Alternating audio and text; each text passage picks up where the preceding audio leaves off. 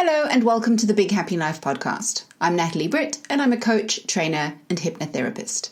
Lately, I've been expanding my business in the online space, so spending a lot more time on Facebook and Instagram and connecting with lots of amazing people, a lot of whom do the same work as I do, but often for different audiences or for different reasons. And so as part of all of that connecting with different people and networking, I connected with fellow coach Melinda Burkhart, who works with parents of differently abled children in order to help them be more intentional about how they show up for themselves, how they show up for their kids, and how they create life in potentially very difficult circumstances. So in terms of the goals of this podcast, to feel more in control, to weather the tough stuff, and to be great role models for our kids, I thought she was the perfect guest. And our conversation didn't disappoint. So here it is.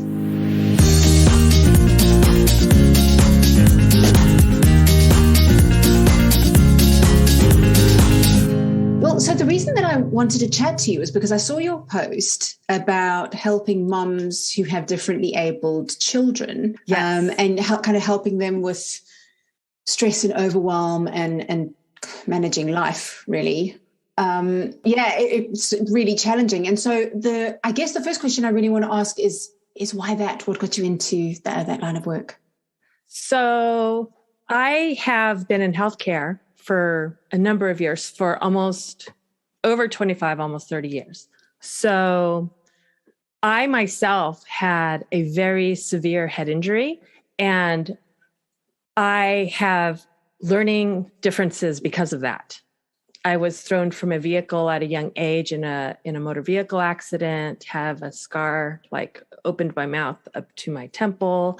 It was crazy, was in a coma. So working through that, I had these differences in learning and how I took in information, as well as just being overstimulated by different things. Back when I was a kid, there wasn't as many services around to facilitate and to help with that.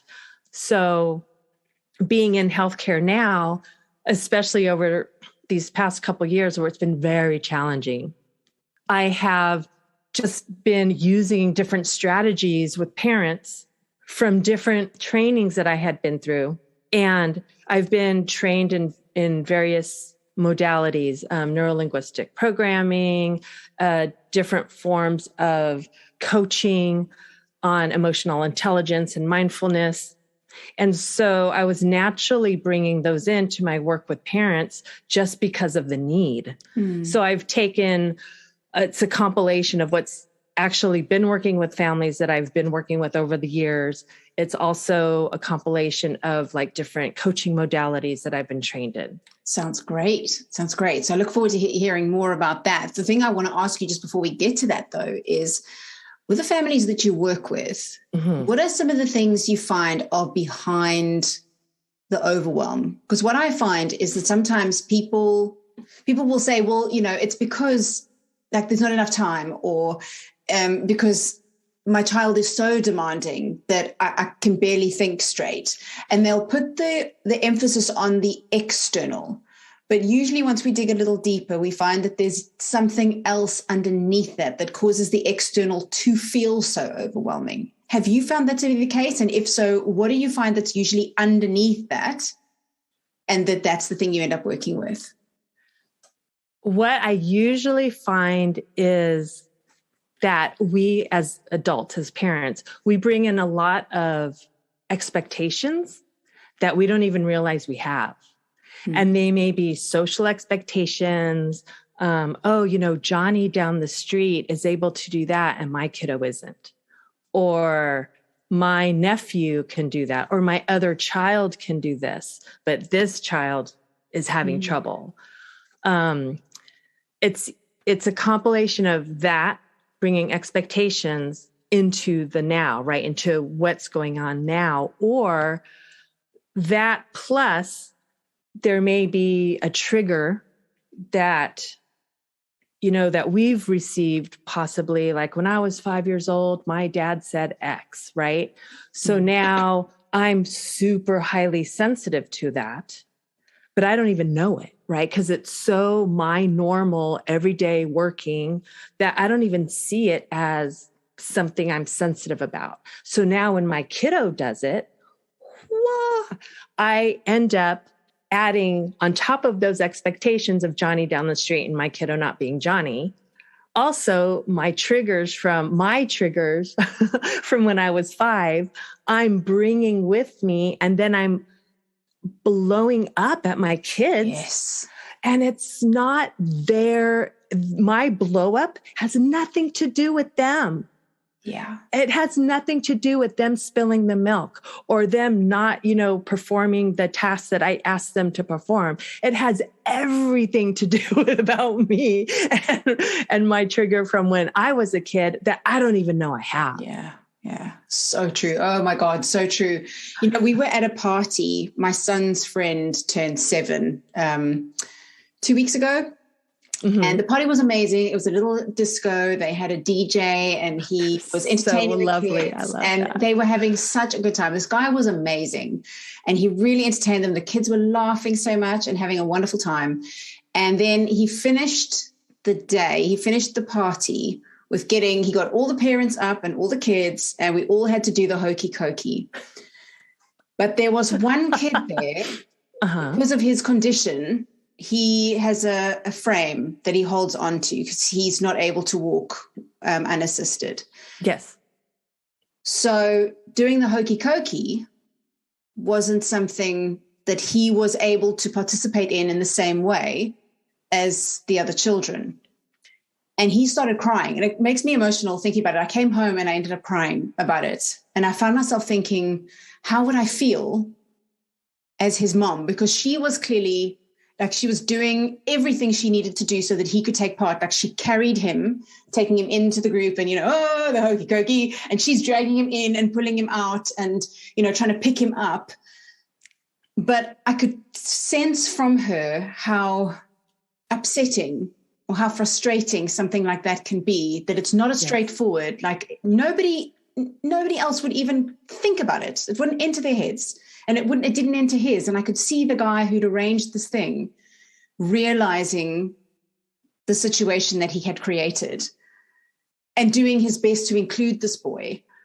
But I guess where I'm going with this is just coming back to what you said about the triggers, because for me, the feeling of being left out was one, it gets me.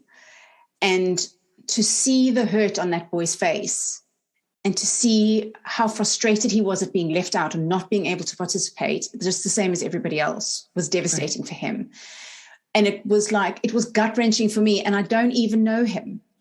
So I can totally understand how for a parent, the tiniest little, almost insignificant things can have a massive impact. And then it doesn't take an awful lot if you're already in that emotional state. And then Johnny spills the milk, it's like these kinds of things. It's very easy to feel stressed over small things when the underlying stress is constantly there, when the little things of everyday life are just not little. They're not simple. They're not simple and they're not little. And what I really focus on is to give ourselves grace. We are human, and as human beings, we are hardwired towards the negative. We had to be. We just had to be, right? So, there's that bush over there and there's this tan thing in it. Like hardwiring of human nature is, I need to be negative towards that bush because there's possibly a lion in it. So I can say, oh my gosh, I'm going to act like there's a lion and I'm going to either not walk by the bush or whatever. And I live. Woohoo. Or I'm going to ignore my internal want to be negative and say, oh, it's just a bush. Everything's good. All the animals are happy. And I'm going to walk by and then bam, I die. So our brains are hardwired to that. So nowadays, when it is a bill, when it is work stress, when it is the clothes on the floor for the billionth time, when it is the laundry that's overflowing, when it is, oh my God, dinner, and I don't even know what I'm cooking yet. All those realities trigger in us the same reactions as if there was a lion in that bush.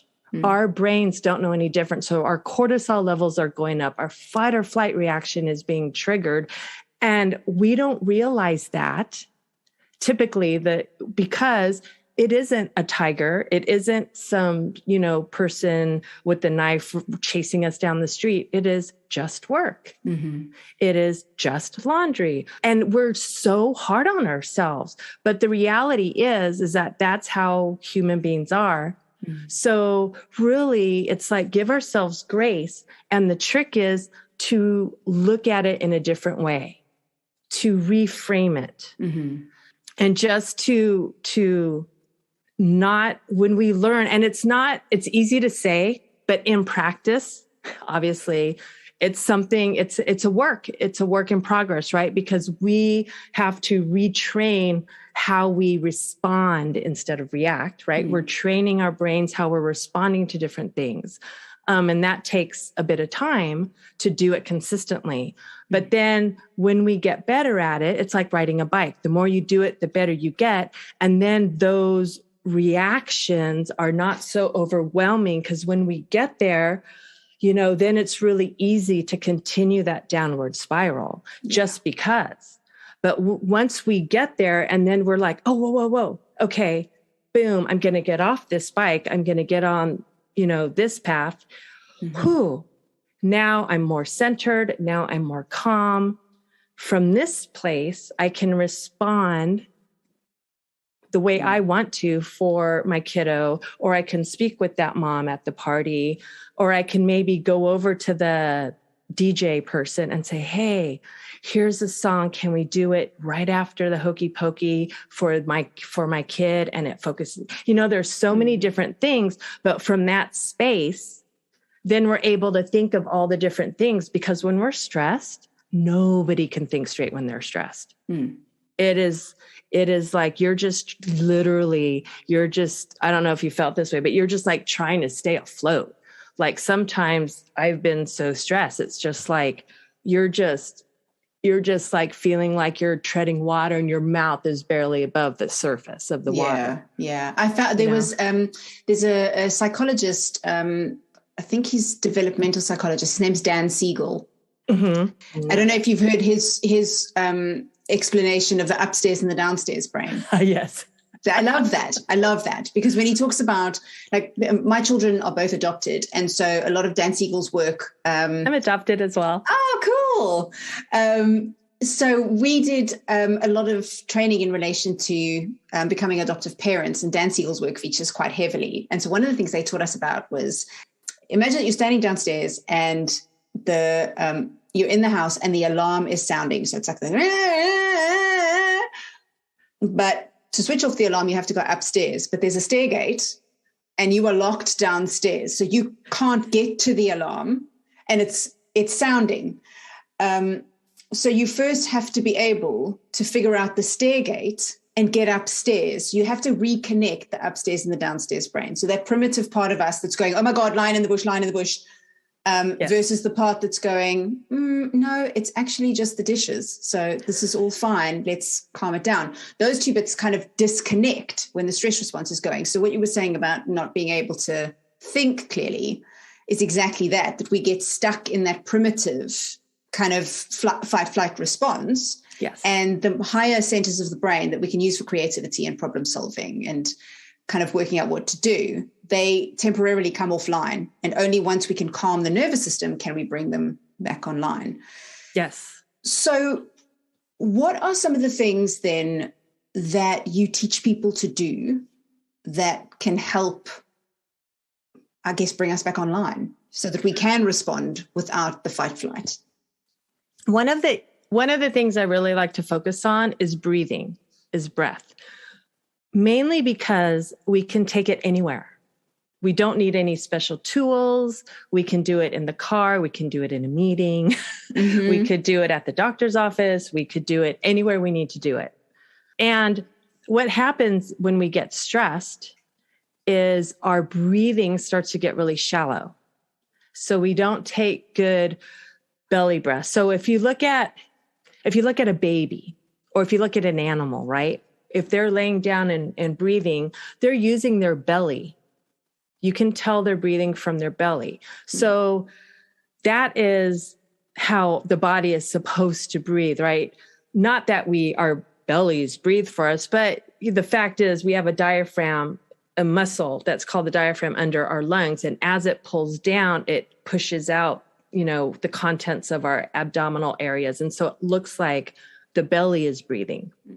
So when we get stressed, we use all the muscles up here. So it's very shallow and we don't get a lot of that good air exchange. Mm-hmm. And so that signals to the body, stress. Oh my God, what's going to happen? So a brain hack or a body hack is to breathe differently. Mm-hmm. And some people call it the 5-5-7 breath, the 4-4-6 breath. I just say you breathe in slow, you hold it, and you breathe out longer than you breathe in. Mm-hmm. So when you breathe in, like literally, you can just, in a meeting, I've done this in meetings before. You breathe in and you just count to yourself on the in breath. You're just like 1,000. And it has to be 1,000. It's not like 1, 2, 3, 4, 1, 2, 3, 4, 1, 2, 3, 4, 5, 6. It's slow. So 1 Mississippi or 1,000, 2, and you're breathing to 4 and you're holding it. 1,000, 2, and then you let out a breath. Typically the exhale, you want to hold for 2 seconds longer than the inhale. Mm-hmm. And you do that. Just repeat that process. Mm-hmm. And usually within 2 minutes, you're like, okay, I've got this. Because what that does is, I call it a body hack, because your brain is like, as soon as you start breathing slower, it totally changes the hormone levels, starts increasing the serotonin. And then your body is like, what just happened? I thought I was stressed, but I'm breathing. Yeah. Calm. All right. I guess I'm calm now. Okay. Yeah. And it's amazing how quick it works. It really does. It really does. And I've actually recently, I just was talking to a lady. She came on the podcast to talk about her choice of life-changing book, which was a book called The Energy Codes by Dr. Oh, I love that. Yes. Oh, cool. Yes. So many things in common. So in that, so I was reading the book as a result of that recommendation. And then I watched a couple of talks that Dr. Sue gave. And she was actually explaining about the breath and saying about shallow versus deep breathing. And what she said was that the nerve endings, there are more nerve endings for the sympathetic nervous system, which is the fight-flight one. There are more nerve endings in the top of the chest than there are in the belly part, the lower part of our lungs. And there, for the parasympathetic nervous system, the one that calms us down, there are more nerve endings in the lungs at the bottom. So you physically activate the nerve endings for the parasympathetic nervous system if you breathe from the belly, but you physically activate the nerve endings for the stress response if you shallow breathe. So what she was saying was, if you're going in to do a presentation at work and somebody says to you, okay, just deep breaths, and you're doing that with your shoulders going up, she's like, you are basically telling your body, yeah, you're absolutely right. This is going to be horrendous and you are in big trouble here. Like you need to be scared. Be scared. So she was like, the deep breath is useless unless it activates the nerve endings, and it is a belly breath. So that was the one thing. The other thing was that somebody said to me about if you think about any dangerous situation that we would have experienced in our early evolution, and we would have had to run or hide or whatever, like there is no situation where you would be in mortal danger and be able to take a deep breath. So the fact that you can is a physical indication to the subconscious mind that you must therefore be safe, because if you weren't, you would neither have the time nor the opportunity to to do it. So supposedly there's a hack there as well. Yeah. And it's targeting the same hack. It's right. The body mind, the body brain connection, right? Because there are certain just facts of how all human bodies function. Mm-hmm. Right. And so every part of our body has nerves, and those nerves are there for a reason. Right. And there's parts of our brain that are functioning for a reason. So those are, it's a simple body hack, right? Simple if you remember to do it and you remember to do it correctly, right? Because again, like if you don't do the deep breathing from the belly, then you're going to be telling your body the wrong thing. Yeah. Basically. So because one of the things that I always like to look at is what do we do when it doesn't work? Like, what's the next thing? Because I don't know about you, but I often find this where I'm like, okay, I know to breathe, and I'll take my deep breath, breathe into my belly. I'll even excuse myself if it's like, bath time's gone bananas, and basically it's like we've had an otter in the bathroom and everything, we're flooding the place or whatever. And I'm going, I'm losing it now. I'm at it. So I might walk away, go to my bedroom, and I'll do the belly breathing. And then I'll still be like, no, I'm still blooming ticked off, I asked him 50 times not to do that. My clothes are soaked. I'm soaked. And now I have to go clean the bathroom. And I'm not calm, even though I've done the belly breathing. So what are some of the things? Because I imagine that the parents you work with have very often bigger things to concern themselves with than whether or not the kids wet the bathroom. What helps once the breathing doesn't? When it's something like that, like what you just explained, that would be more of a reframe. Okay. Right. So if it's in the moment and the breathing doesn't work and it just depends on like how serious that level of frustration is. A reframe would be looking at what just happened and thinking about, okay, on a scale, on my life scale, how really serious is this?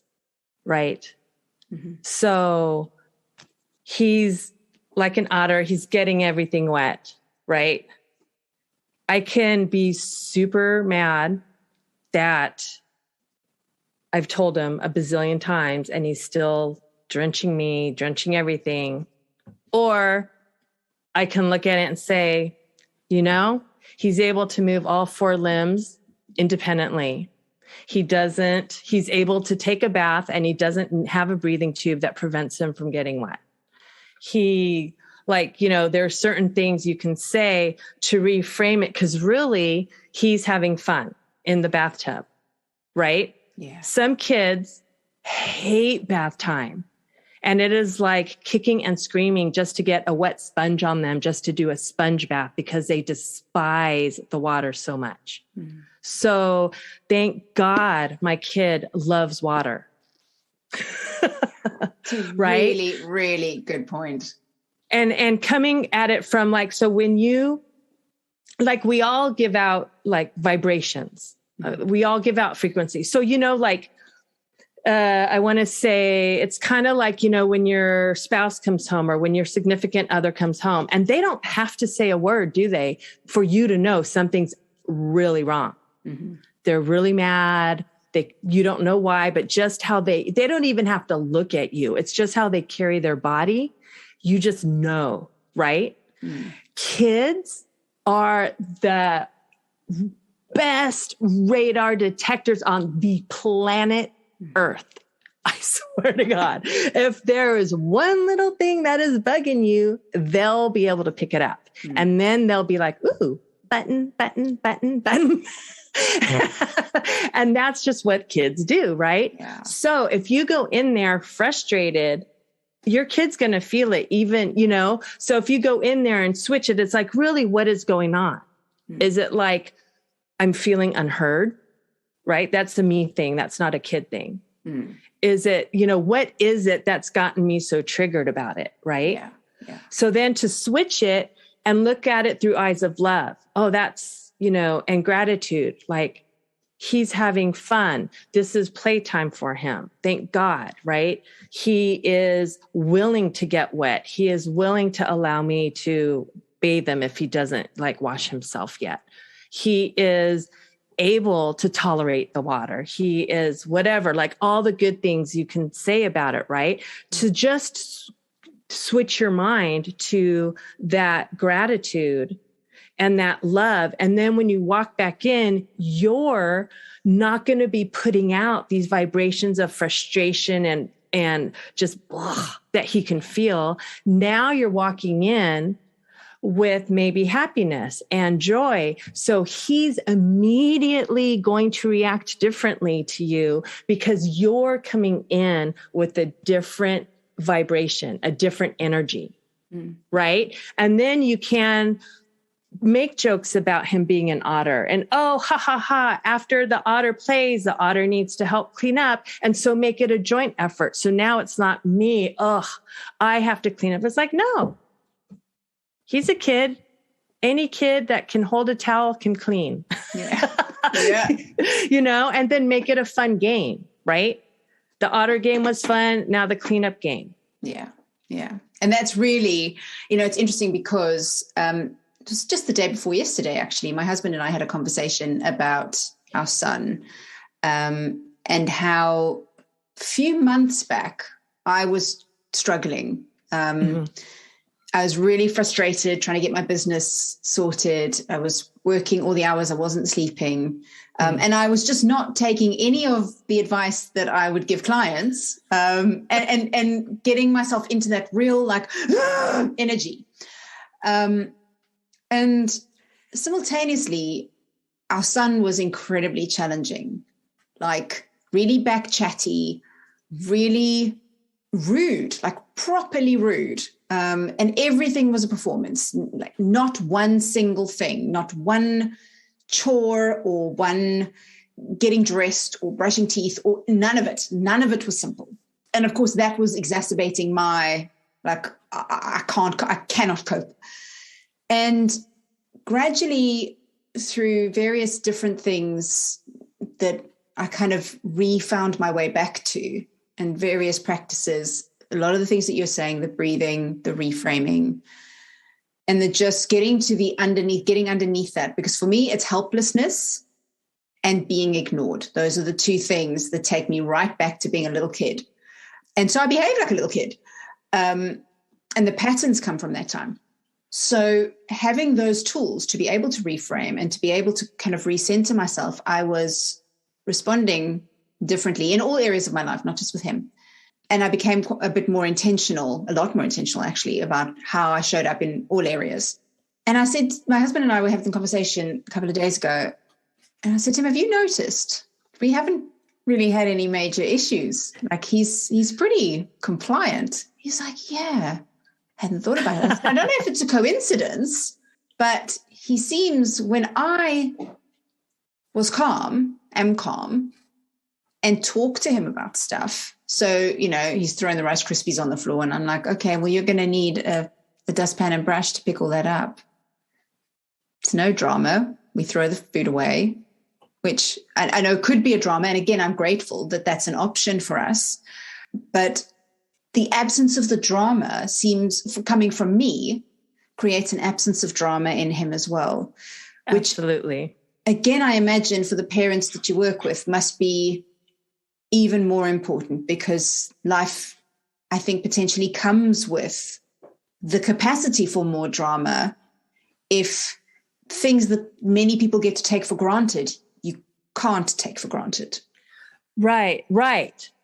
And what happens is the reframing becomes really that much more important, right? And it's with anybody, right? Not just the parents I work with, but just any parent or just anybody, any person, right? So typically, if we're not really thinking about being intentional in our daily practices, if we're not thinking about being intentional about what impact or how we want the day to go, then we end up going on autopilot. So we're on, I like to call it the hamster wheel, right? So we sleep, we get up, we get ready for work, we take care of what we need to do, we go into work, we come home, we eat dinner, we do whatever, and we go to bed. Next morning, we wake up, get ready for, it's just this like day in and day out practice. And we're not using our intention to create anything different. So it gets to be a point where we have all these expectations from the past, right? Oh, yesterday sucked. Like work is bad. I hate this. I hate that. So we're bringing that into our present. So as we're driving to work, we're like thinking our internal dialogue is like, today's going to suck, I can't wait for it to be over. So because that's what we're telling ourselves to focus on, we're basically telling our brains, there's a thing in our brain called the reticular activating system, right? So the RAS system is there for a reason. Like our brains are getting well over 1 million, details of input, like per second. And consciously, we can only really access like 30 to 50 of those, right? So our reticular activating systems are like the gatekeeper, right? And we have to have it, right? There's a reason our brain has that, because there's no way on this planet that we can tolerate all that input constantly coming in.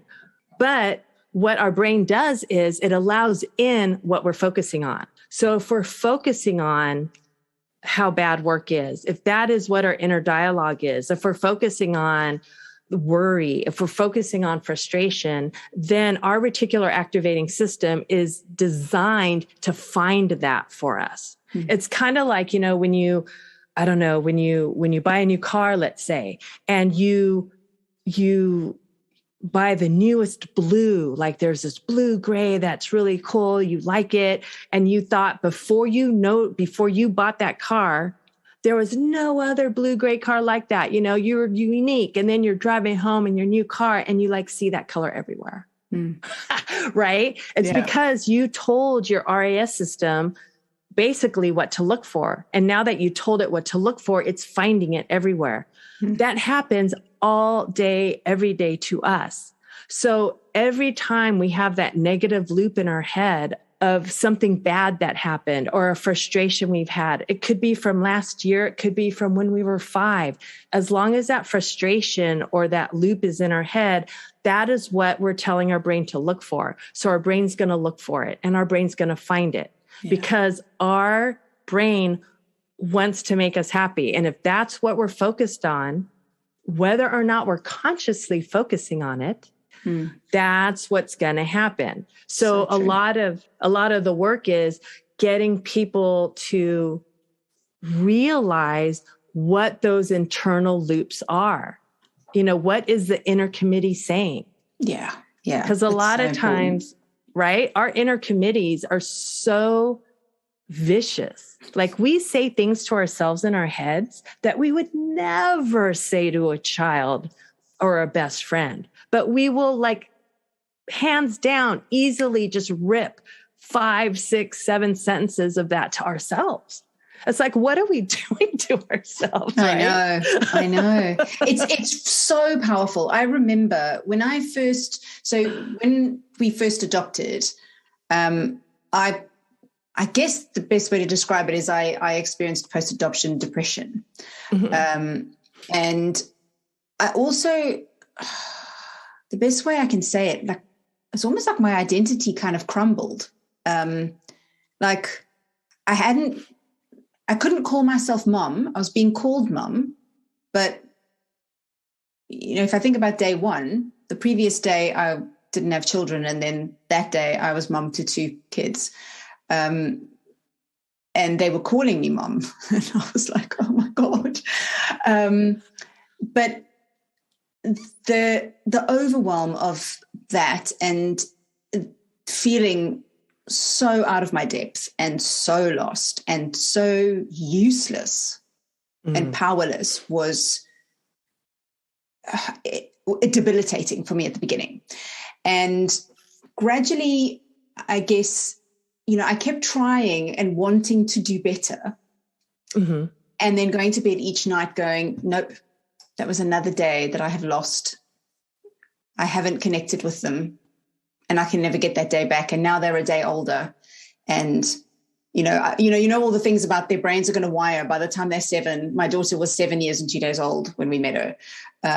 So that window, we were at the very, very end of it. And so I was putting myself under all this pressure and panicking all the time. So it's not too surprising that the situation got worse over time rather than better. And then I started this blog called Trigger Mommy, which was about, me being triggered, my emotions all over the place. And I started blogging about how difficult things were. And every time something happened and my emotions would go bananas, that I'd be like, okay, I'm going to write about this later. And for a while I did that and things, again, didn't get any better. And I was expressing what I was feeling and blah, blah, blah. And then I thought, no, hang on. Because my corporate work prior to becoming a parent was all about habit change and helping people find the patterns that create normal for them. And I used to talk about the reticular activating system and confirmation bias and all the kinds of things that we've been talking about tonight or today. And I started thinking, I've made the problem a really big focus here. I'm zoning in on that thing. So what is it that I want? And I thought, I've created this big life. I've got the business. I've got the family. I've got the house. I got all the stuff that I wanted. It's all there. It's the big life. But I wanted it to be happy, and I thought it was going to be. So that was where Big Happy Life came from, because I was like, well, let's aim at the thing that I want and stop looking at the thing that I don't want, because it's making it worse. And I think that's the key, isn't it? It's like we have to orient towards the thing we want. And that's Absolutely. what you're saying about being intentional. Yes, absolutely. Being intentional. And yes, and focusing on what you want, right? Mm-hmm. Again, because that's the reticular activating system. Yeah. Whatever we're focused on, and like you experienced, good or bad, what we're focused on is what the brain will look for and what we will get, right? It's like that vibration, right? When we're focused on things that are frustrating, we're putting out that vibe. So we're going to be attracting that. We're going to be causing almost, our kids are going to feel that. And so that's going to, react poorly, right? Yeah. So what you're focused on, being intentional, focusing on the good, right? Focusing on what do you want, the good parts of it, and then feeling like you've got that, right? Because if you're saying, oh, I want to have a loving relationship with my daughter, I hope to have a loving relationship with my daughter. Well, that puts it out in the future. Mm-hmm. Right. So that implies, it may or may not happen. So there's that doubt. And so now what are you bringing into your quote future, right? You're bringing in doubt, which isn't a very strong emotion. So you want to bring in like the knowing that like, oh no, I have a loving relationship with my daughter. I have this, I've got the ability, like know in your head that you've got the ability to have it. Yeah. So that's the intention part of it. Again, you're telling your brain what to let in the gate, right? There's like a million things it can be letting in. What do you want your brain to let into your life? Do you want it to let in doubt? Do you want it to let in things that are more negative in nature or more positive in nature? Mm-hmm. Right? So that's, like intention, but intention very specifically. Yeah. Yeah. That makes sense. Words are important, right? Words are important. So like try, I always try to get try, right? Try implies failure. Like I'm going to try to do that. I'm going to try to do that. Well, you can't really use the word try unless you've actually done something and it didn't work. Yeah, it's true. I remember right when I first started my training business when I was still working in corporate. So we're talking, over 10 years ago now. I remember meeting with a potential client, and she said something to me. She asked me for something, and I said, I'll try and get it to you by Thursday or something. And she went, oh, we don't use that word here. And I was like, what? And she goes, no, we don't use try, because you either commit or you don't. So if you need to say no, then say no, and that's fine. But if you say yes, then do it. And if you need more time, then ask for it. Don't settle on try, because that sets us both up to fail. And I was like, oh. I mean, A, I was embarrassed, but B, I was like, that is amazing. What a fantastic way to look at things. And what a difference it would make in a corporate environment where you can't try. You either do or you don't. And if you don't think you can, then you need to say so, because we're going to have to make another arrangement, rather than get to Thursday and then realize that it didn't happen and now we're both in a mess.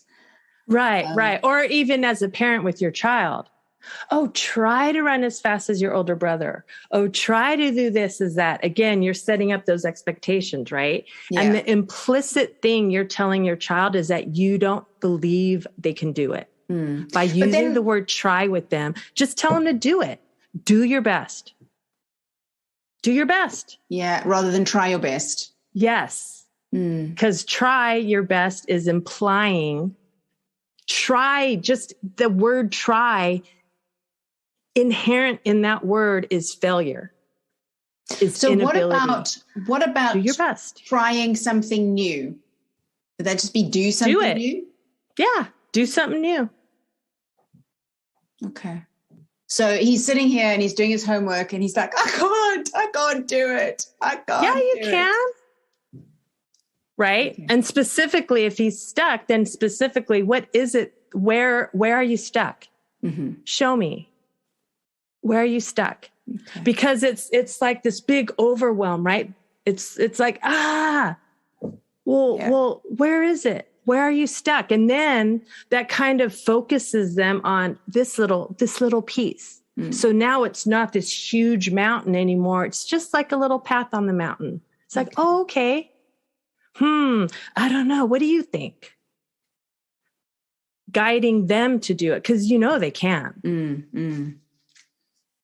That makes sense. Yeah. But when they're just like with us, right? When we're feeling overwhelmed, we need sometimes someone to help reel us in and not look at, the 30-page report that we need to write. We just need to get like the details for the first table, right? Yeah. Like pull us in and refocus us. That's the same thing we're doing with the kids. Yeah. We're just helping them to refocus on the little steps. Yeah. Because you take one little step and you take the other little step and the other little step, and soon enough, you're at the top of the mountain and the problem's done. Mm-hmm. See, you totally could do it. You didn't need my help. Yeah. So that, I guess, is another tip for parents. Also, let's just break this thing down. When we've gone into the big, like it's huge and I can't cope, we need to bring it to something that we can focus on that will even just get us one step forward. Yes. And then take that step. Don't worry about the rest just yet. Just take the one step. Yes. Just take that one step. Something that I've been thinking about while you were talking, and actually I've been thinking about it for a while, because it's something that for me is partly why I've managed to amass so much knowledge and still sometimes find myself really stuck and can, if I'm not very intentional about it, slip right back into depressive patterns. And it is the expectation that we have to do these sorts of things all the time. And, I was asking earlier, like, if the breathing doesn't work, what else? Like, there has to be something. There must always be something. We have to be on it, and we have to be positive, and we have to be showing up for our kids, and we must listen. And the thing I'm finding that lies behind or underneath all of that is, I guess it goes to what you were saying about the committee, that when you can accept the committee and yourself and the things that don't work and the days it goes wrong, and that means nothing about who you are and your worth. It's a part of the human experience, and you completely embrace all of it. Yeah. Yeah. And I'm not saying to let the committee, like, if you're driving a car, there could be one driver, right? So if your committee is like, oh, you're going the wrong way. Oh, you're stupid. Oh, you're this. It's like, I hear ya. You guys stay in the back seat. I'm the one driving this road. Yeah. Right. So you can develop strategies to quiet the committee, I call it. Yeah. Right. But this is what I mean. Like trying to quiet the committee, when actually some of the things that I'm finding work better is to just go, okay, what's going on? Right, committee, you're chirping in the back over there. What's going on? Rather than being dismissive or attempting to shut them down. Right. Well, that is a way to shut them down. It's like getting to the bottom of it, right? It's like, what really is going on? Again, because it's like the committee is just another word for being triggered. Yeah. That's right. true. So what really is triggering me? Why, put on that lab coat, and no judgment. We're all human beings and we all get triggered. Right. And so if we get triggered, okay. Interesting. Wow. That really rocked my boat. I wonder why. Yeah. That's something that at this moment, I've got to get the kids to soccer. I've got to do this. I've got to do that. I'm going to really think about this. What about that had me so rocked? Oh, when you think about it, right? So next time you are more aware, right? Because awareness is key. If you're not aware, then there's no opportunity for change. Yeah. But if you're aware, then the next time that happens, because it's gonna, as long as you have a trigger, life is going to throw everything in your path to keep getting that trigger going.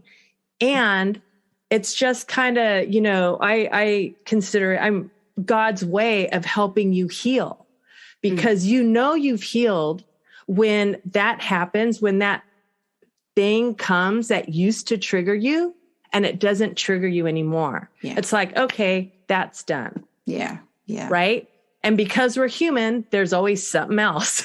Yeah. And I think that kind of, it sort of alludes back, it links back to what you said before about the expectations that we don't even know we have. Yes. That I think that's at that story level. Again, that was part of what I was talking about with my previous guest about this book, and how we have so much at the story level, so many of the stories we tell ourselves, and it's actually the stories that we're reacting to, but the trigger goes away when the story goes away. Or and we can change the story, right? Yeah. So that's the deal. That's what we work on. We work on finding the triggers, right? And then what, like in that context, the story did you place on that? Here's the action that took place. My sister said X, well, what story did I then attach to that? Oh, I'm no good. I'm not heard.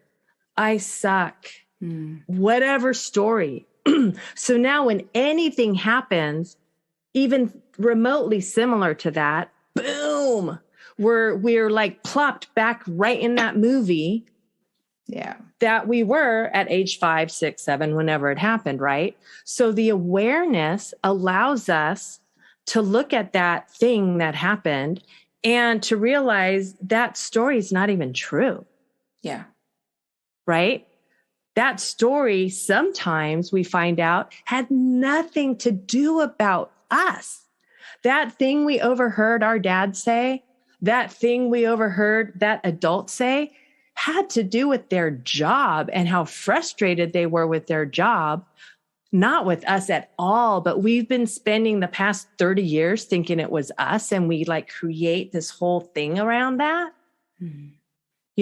So that's part of this whole, kind of like the joy of being human. It's like the, I'm out in California, right? So it's like, yeah, hop on your surfboard and ride the wave. And part of riding the wave is figuring out like how to change the story.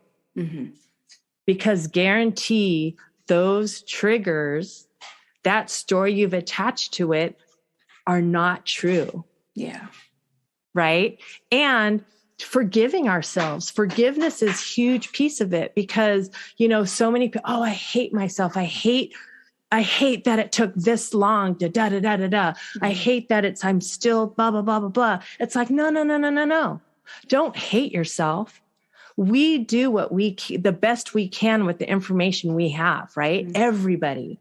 So when we were 3, 4, 5, 6, whatever, we did what we needed to do to stay alive and to keep ourselves healthy. And we did what we could do. Mm-hmm. And now we're adults. Thank God, little girl. Thank you for being the strong person you were. But I don't need those strategies anymore. Yeah. Yeah. Those strategies are old. They're not useful to me now, but thank you. I so thank you for getting me here. Mm. Now you can relax and I'm here. So I'm going to do new strategies that are going to support us now, right? Because that little girl is still alive in you, or that little boy is still alive in any guy. Yeah. Yeah, absolutely. So it's forgiving. Yeah, very much so. And that's a lot of the work actually that I do now. I use a technique called heart healing. And it does exactly that, where we revisit some of those stories at their core, at their root. And it's really interesting when the client plays it out as to where it came from and what it's associated with. And once that all unravels and they can release the story or change the story, how freeing it is, and how, their sense of self-worth or self-acceptance or the ability to trust themselves, all of those things begin to change, and then the energy changes and they can open up in terms of relationships or kind of express themselves in their businesses more effectively, all of those kinds of things. But they're attached, like you say, because the strategy that keeps them safe is one that was developed when they were 2 or 3 and hasn't been revisited since, because they were unaware that it needed revisiting. Correct. I think that's because that's true in all of us. I mean, even once it's still, like I said earlier, like these are the kinds of things, powerlessness and not being listened to can still catch me unless I'm really mindful, because the trigger will still go off and the 3-year-old will still come out. And welcome to being human. Yeah, precisely. Right? But at least right? And then you can catch it and you can be like, okay. Right. And it's not to say that once, people learn these strategies that it's going to change like that. No, like you said, you're still going to fall off the truck or fall off the bandwagon, whatever you want to call it. But what happens is that you're able to hop back on, you're able to recenter faster every time. Like the more, again, this is a strategy that you have to learn, and you learn it by using it. So just like riding a bike, the more you do it, the easier it is. And then when you get triggered, you're like, oh, no, boom, you're back. And then it's going to be to a point where you're like, yeah, boom. It's like you just take a deep breath and you're recentered. Yeah. So every single time it's going to be less and less. Yeah. But I think we have to do that regularly, don't we? That, it's somebody said to me, these strategies are like a parachute. You don't test it when you when you've jumped. Yeah. No. It's you use them every day. Yeah. You use them every day for sure. Definitely. Again, it's like learning a new sport or learning a new dance. If you want to get better at it, you practice it regularly. If you only had to go play, pro baseball or pro football or pro soccer, whatever, only once a month, you're never going to get better. Yeah. It's the same with these activities, right? Because it's a habit. It's like, what are you training yourself? Again, like our reticular activating system is active even when we're asleep. So we are intaking information even when we're asleep. What are we telling our brains to intake? That happens whether or not we're thinking about it or not. That happens every moment of every living breath. So we have the choice. We can choose to be intentional and focus on what we want, or we can choose not to, which is fine either way, right? I'm not saying one way, but there are ramifications for every choice, or non-choice. Yeah. The non-choice is still a choice. So yeah, the non-choice is still a choice. Absolutely. And that is not my choice and it's not your choice, but it is a choice. And if that's what the person wants, then, then that's fine. Yeah. Yeah, absolutely. So it's been a huge, huge pleasure talking to you. Before I say goodbye, tell me a little bit about your work, who it's for, and where we can find you.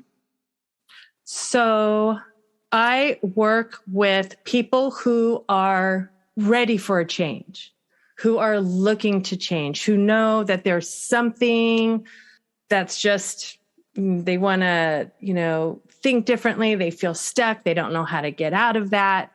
Parents who are just wanting to create a more intentional, loving environment, not get as triggered, not have a yelling match every single day of their life is what they're feeling. I can be found at melindatburkhart.com. And you can email me at melbcoaching, B as in boy, melbcoaching@gmail.com. Like the Spice Girl? Yes. Mel B. That's funny. Yeah, because of my name, that's my nickname, Mel B. Cool. Great. So what I'm going to do then is I will put all of those links on the show notes page. So if you're listening to this and you want to get in touch with Melinda, you can do that very easily at bighappylife.co.uk. You'll find all the links that you need there, to the website and her email address and everything else to reach out. So if you're a parent, now specifically parents with differently abled children, correct? Yes. So, so if you I have had other parents who are just like, hey, I can use some of this too, but yeah. That's a funny thing, because this is the other thing I find with adoption is, we got all this training and so many parents said to me afterwards, oh my God, like, I need that. Right. And then back when I was adopted, that training wasn't available. That was not something my parents had gone through.